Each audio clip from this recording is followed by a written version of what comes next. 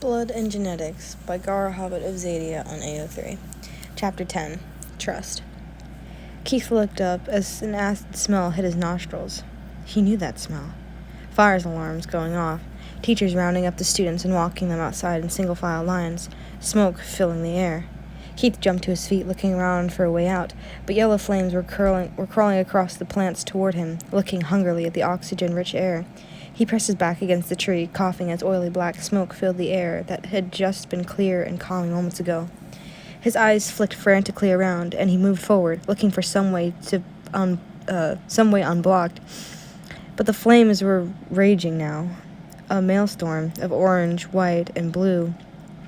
Keith backed up again, coughing even worse, as the smoke kept rising toward him, the heat of the flames blistering against his skin, blasting him with hot air.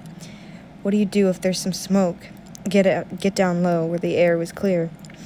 Keith looked at the floor, which was crawling with flames. Not an option. He coughed again, his eyes watering and blurring his vision. When he looked around, all he could see was fire licking all over everything, and blurring into one roaring, raging monster. Which way was the exit? Griffin pushed through the crowd of scientists. Katie? Where are you? He looked around at all of the different faces. Hey, have you seen a girl? Real short, long brown hair? Cadet, get out of here. The lab is on fire. You need to evacuate. A booming voice rose over the rest. Is everyone out? The scientists looked among each other, calling out names. Griffin pushed his way toward the front of the crowd, where Takashi Shirogane was helping keep the crowd back. Sir, Shirogane barely spared a glance at him. Stay back. It's dangerous in there. But sir, there's... Stay back, cadet. All clear, one of the scientists called. All right, let's get an oxygen lock on this thing. Griffin's eyes widened in horror. You can't. He's still in there. He slipped under the guards' restraining arms and ducked into the labs, pulling up his jacket collar to cover his nose and mouth, and sprinting towards the greenhouse. There were shouts from the guards for him to come back, but it was too late. Griffin was already gone. Shura lunged for the open door. Keith's in there? Sir, no. 2 guards held him back from the door. You can't go in. You'll get killed. It's way too hot in there. There are 2 cadets in there. And we can't lose you, too. We're putting an oxygen lock on this fire, now, before it spreads to the rest of the garrison. No! Sir, stand down. 5 minutes, Shura said desperately. Give him 5 minutes. The people at the lock hesitated, looking to their commander for instruction. He sighed. 5 minutes, starting now. Then we're locking this thing down. Keith, where are you? Griffin stumbled through the fire, batting at the flames that started at his clothing. Hey, over here, Keith! There was no answer. Are you hiding from me? Right now? He thought he might have heard something in response, but the flames were crackling too loud for him to tell. Look, I'm sorry about what I said. You can outfly pretty much anyone in the building, and I shouldn't have made that jab about your parents, and I shouldn't have minded my own business. Griffin coughed as he secured his jacket collar more firmly around his face to keep out the smoke. Your mom didn't leave because of you, and I shouldn't have said that she left to get away from you. I shouldn't have searched your room, and I shouldn't have stolen your knife. I'm sorry, okay? My stupid comments aren't worth your death, so please, come out. I'm sorry. He heard a hoarse cough and stumbled towards it, his eyes streaming with tears. Keith was curled on the ground in the fetal position, hacking and coughing from the smoke. Small fires had started along his arm sleeves, and Griffin batted at them to put them out. Can you stand? Keith only coughed louder in response, gasping for air and curling up tighter. Griffin hauled him up, slinging one of his arms over his shoulders. Okay, just hang on. I'll get you out of here, I promise. He struggled to his feet, glancing around. The way that he had come was covered with flames. Okay, don't freak. If you move fast enough, they won't hurt. Griffin took in a deep breath through his jacket collar, flames licking the floor and rushing towards him. Not now. Not now, or we're both dead. Griffin crouched like a sprinter and then bolted, hauling Keith's dead weight through the flames quickly, too quickly for any of them to catch hold. They cleared the flames, emerging in the botany labs. He coughed. Hold on. We'll get out of this. We're nearly there. Just hold on. The commander of the guards looked at his watch. 5 minutes is up. I'm starting the oxygen lock. Shura stared into the fire, hoping, praying that they would appear. Then, just as the lock started to hiss closed, he saw someone, a dark figure, pushing through the flames. Wait! He pushed the commander away from the airlock. There they are. Hold on. He ran to the doors and forced them open with his hands, shouting as the hot metal burned his hand. Griffin struggled out of the labs, dragging an unconscious Keith with him. Shura released the doors, and they hissed shut. locking down the botany labs and the greenhouse to let the fire burn out all the oxygen and die. Griffin set Keith on the ground and fell down to his knees, running a soot-covered hand through soot-covered hair. I just ran through the burning building, he whispered, sitting back on the ground with a thump. He gave a slightly hysterical laugh. Lordy. Keith coughed, curling into a ball on the ground. Cheryl dropped down next to him, wincing at the burns marring Keith's skin. Keith? Bud? Keith didn't give any indication that he'd heard him, and Cheryl's heart plummeted to his feet. Paramedics pushed him away gently, putting Keith on a medical cart and running down the hallway with him. A couple of other paramedics were talking with Griffin, but Cheryl couldn't hear their words. His vision tunneled on Keith being taken away, and he didn't realize that a paramedic was talking to him until he said Cheryl's name 3 times. Shirogane? Huh? Sir, your hands are blistered and burned. We need to get you to the infirmary and take care of him. Is he going to be okay? Sir, is he going to be okay? Cheryl repeated. The paramedic hesitated. We're not sure, he said, carefully. He inhaled a lot of smoke.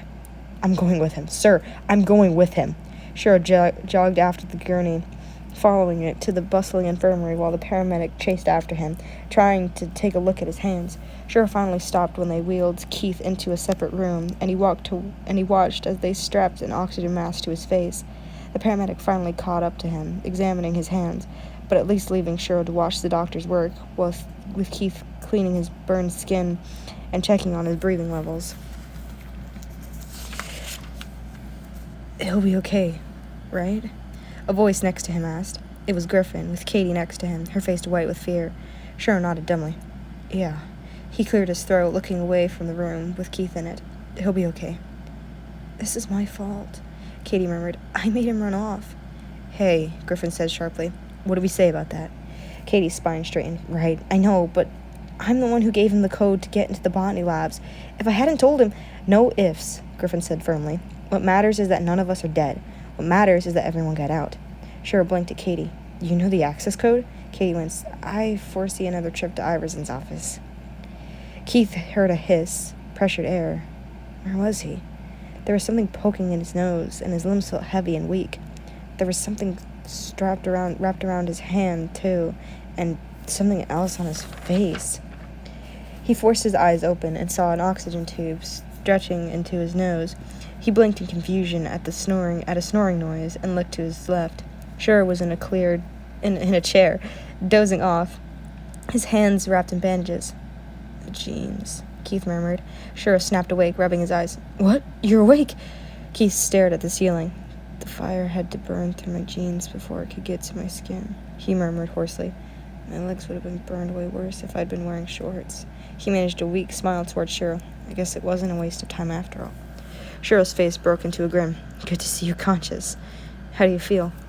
Like $1 million. Keith closed his eyes. $1 million that just went through a fire. I'm calling the doctor, okay? She told me to contact her when you woke up. Okay. Cheryl pressed a button on the side of Keith's hospital bed and then sat back. So, Keith repeated. What happened to your hands?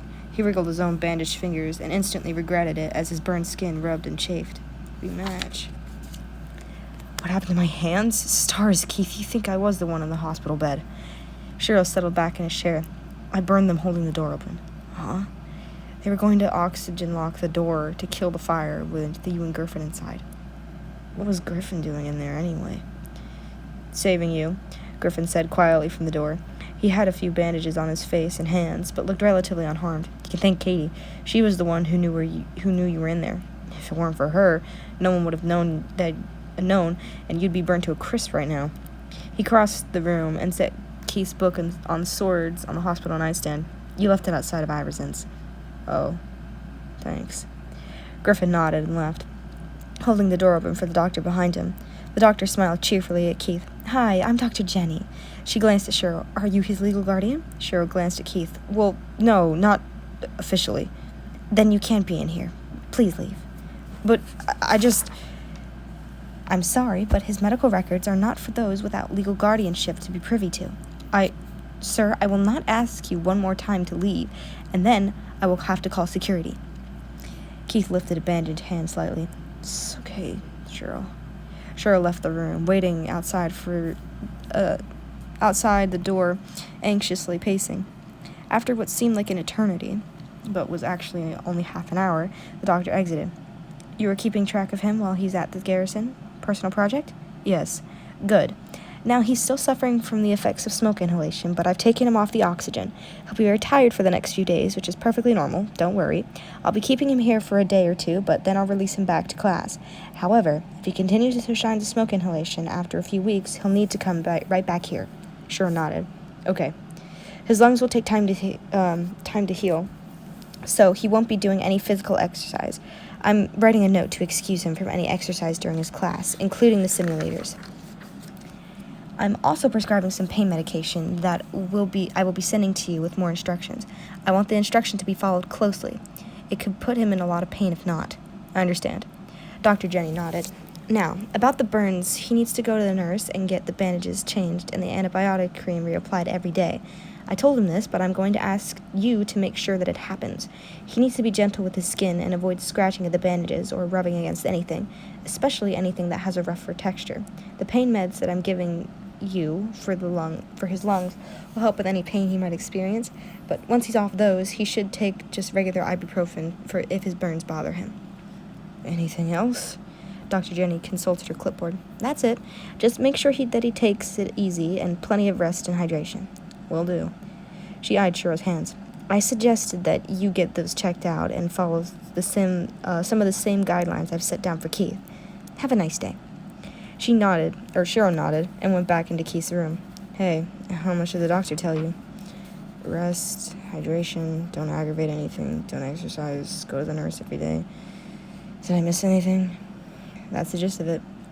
Keith looked down at his hands, wiggling the bandaged fingers experimentally. Do you think it's going to scar? He asked quietly. I don't know. Shiro replied helplessly. Might. Dr. Jenny didn't tell me. Keith nodded slightly and slowly. Then, is it going to stop me from flying? No, Shiro said immediately. It won't stop you from flying. The damage isn't that bad. Okay. Keith, who let you into the botany labs?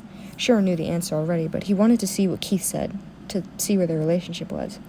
Keith's gaze got incredibly shifty, and he glanced away from Shiro. I let myself in. What about the code? I know it. Really? Who told you? Keith remained moodily silent, avoiding Shiro's eyes. Keith, this is a safety thing. None of the adults knew that you were in there. If Griffin and Katie hadn't known that you were in there, you could have gotten seriously hurt or even died. I don't want to get anyone in trouble. I won't tell anyone, I swear. What if Iverson orders you to tell? Then I'll answer him truthfully, but I'll do everything I can to prevent them from getting in any trouble. Keith sighed. It was Katie. Shiro felt his chest grow fuzzy. Keith trusted him. Thank you, Keith. Keith was silent for a moment. Shiro? Yeah? Keith bit his lower lip. Is it my fault that people lie to me? What? Where did you hear that idea? Someone said that if I were more open, people would trust me more and they wouldn't lie to me so much. Shiro's eyebrows drew together. Who told you that? It's not important, but is it true, Shiro? Shiro hesitated, then sat down on the edge of Keith's bed with a sigh. Listen, Keith, you're closed off for a reason, right? There's a reason that you don't trust people, right? You don't have to tell me what it is if you're not ready, but I'm right, aren't I? Keith hesitated, then nodded. Right. And that's fine. There's nothing wrong with that. Do you understand? There's nothing wrong with not being an open book. Shiro looked Keith in the eye. Understand me? Yes. Okay, well, even though there's nothing wrong with being closed off, being open does lead to more people talking to you and telling you things. I wouldn't say, though, that it means people will be more honest with you. It means that they're more likely to tell you things that they wouldn't ordinarily tell you because you invite people in. But being closed off doesn't make people likely to lie so much as it just not tell you little things. But it's still my fault. No, stars, Keith. No, that's not what I'm trying to say. Look, being closed off has its advantages too. If you're closed off, people are more likely to tell you secrets. Once you've earned their trust and they've earned yours. Not little things like with open people, but secrets. Because they know you won't share them lightly. So, it takes all kinds of people to make the world go around, Keith. We need closed off people. We need open people. We need the people in between. You don't have to put yourself in a box as one thing or another, and you don't always have to change yourself to make other people happy. You're you, Keith, and no one else is exactly like you, and that's how it should be. Shira gave Keith a gentle smile. Got it? Keith gave a little smile and back. Got it, he yawned. Thanks, Shira. Anytime. Shira got up. You get some rest now, okay? I've got to go talk to the nurse before all of the doctors have my hide for leaving my hands like this and not getting someone to look at them. I'll be back soon, okay? Okay, Keith murmured, nesting down into his covers, his eyes drifting shut. Night. Shira stepped out the door, looking back at his friend. Good night, Keith, he whispered, exiting the room, shutting the door quietly. But Keith didn't hear him. Keith was already asleep.